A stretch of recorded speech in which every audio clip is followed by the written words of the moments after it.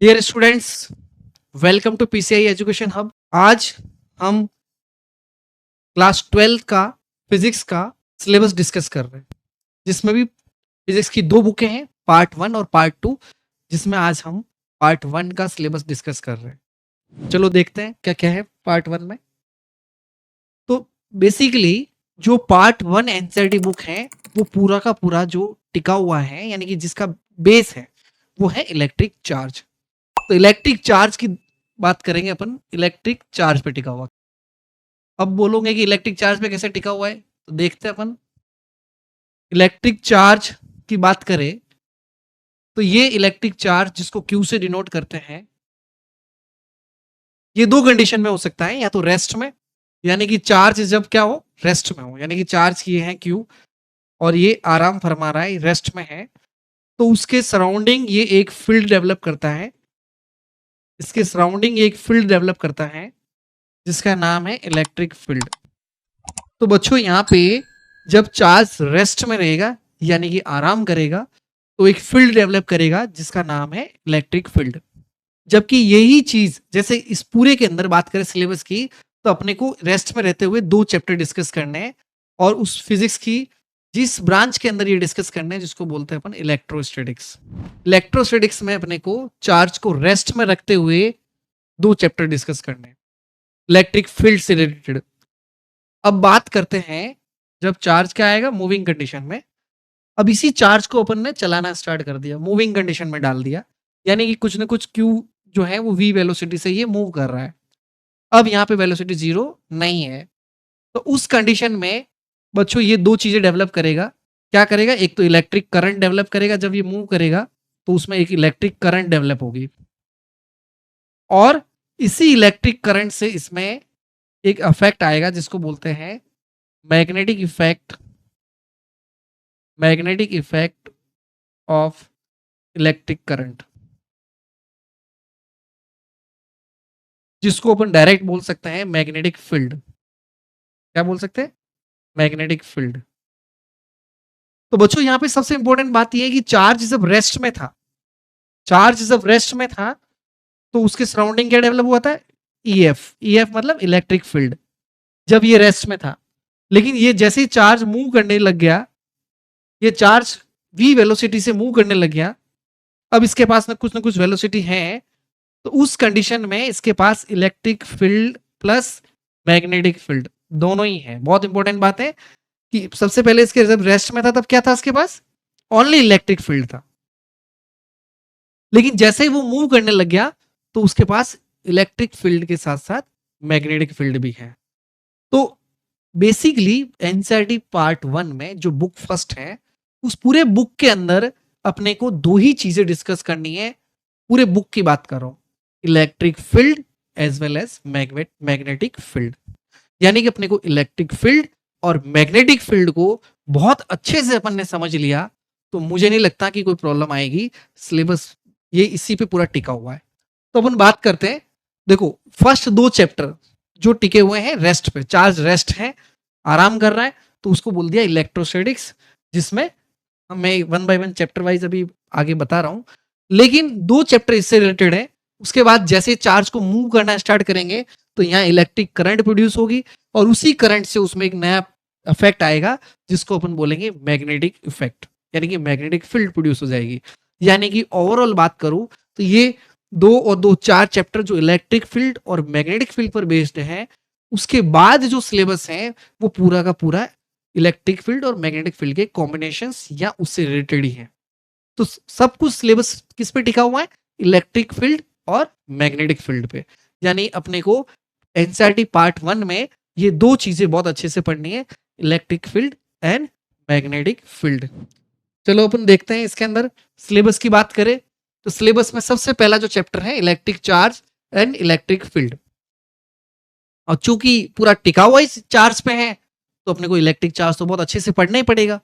तो electric charge की बात करूं तो इलेक्ट्रिक चार्ज को अपन अच्छे से इंट्रोडक्शन करेंगे। जब फर्स्ट चैप्टर का इंट्रोडक्शन दूंगा तो उसको बहुत अच्छे से एक्सप्लेन करेंगे।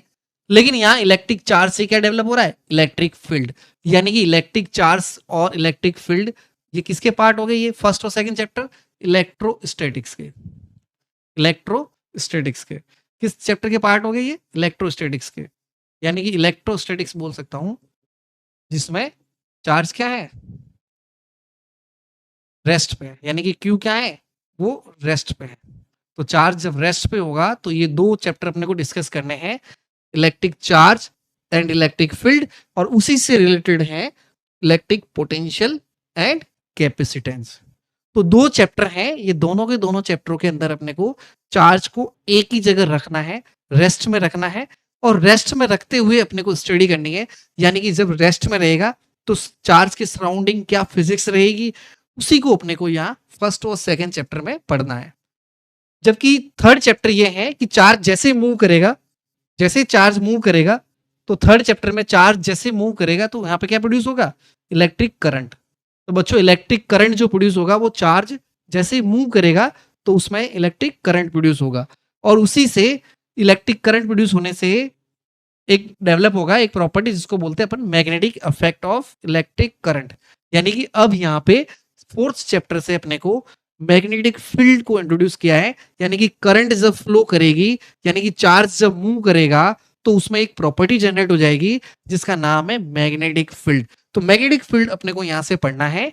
और बच्चों दुनिया में मैग्नेटिक फील्ड दो ही तरीके से मैग्नेटिक फील्ड डेवलप हो सकता है, या तो किसी के अंदर करंट पास कर लो, किसी सर्कुलर कॉइल में करंट पास कर लो, या किसी वायर में करंट पास कर लो। तो नॉर्मली कोई वायर होता है, यहाँ कहीं पे पड़ा है, बंडल पड़ा है, आप टच करो कोई प्रॉब्लम नहीं है, लेकिन जैसे उसको प्लग इन करेंगे तो बच्चों उसके अंदर करंट फ्लो होना स्टार्ट हो जाएगा, और उस करंट फ्लो होने से उसके अंदर एक प्रॉपर्टी जनरेट होगी जिसका नाम है मैग्नेटिक फील्ड। तो अपने को क्या, जैसे करंट फ्लो होती है तो अपन क्या उसको हाथ लगा सकते हैं? नहीं। क्यों? क्योंकि वो अपने को एज ए मैग्नेट बिहेव करेगा, अपने को चिपका सकता है। तो इसी के संदर्भ में अपन बात कर रहे हैं कि मैग्नेटिक प्रॉपर्टीज स्टार्ट हो गई। और दूसरा जो फिफ्थ चैप्टर है मैग्नेटिक फील्ड का, उसके अंदर ओरिजिनल सब्सटेंस होता है, मैटर होता है। जैसे तुमने कभी ब्लैक कलर के मैग्नेट को देखा होगा, स्पेशली जब वो स्पीकर के अंदर होता है या मार्केट में भी अवेलेबल होता है, तो उसके अंदर जो उससे जो मैग्नेटिक फील्ड प्रोड्यूस होगा। तो मैग्नेटिक फील्ड के दो चैप्टर हो गए, एक तो अपन सब्सटेंस से मैग्नेटिक फील्ड प्रोड्यूस करेंगे, एक अपन करंट को फ्लो करके मैग्नेटिक फील्ड प्रोड्यूस करेंगे। तो दो चैप्टर ऐसे हैं जो मैग्नेटिक फील्ड से रिलेटेड है और वो अपने को पढ़ने हैं। उसके बाद सिक्स चैप्टर के अंदर देखें अपन तो इलेक्ट्रोमैग्नेटिक इंडक्शंस। तो इसमें क्या है? तो चार्ज जब रेस्ट में था तब क्या था? ये चार्ज था जब रेस्ट में था, जब चार्ज बच्चों रेस्ट में था तो क्या प्रोड्यूस कर रहा था वो? V इक्वल्स टू 0 पे क्या प्रोड्यूस कर रहा था? Electric field. लेकिन जैसे ही वो मूविंग कंडीशन में आ गया, क्या प्रोड्यूस कर दिया? Electric field plus magnetic field, दोनों प्रोड्यूस कर दिए।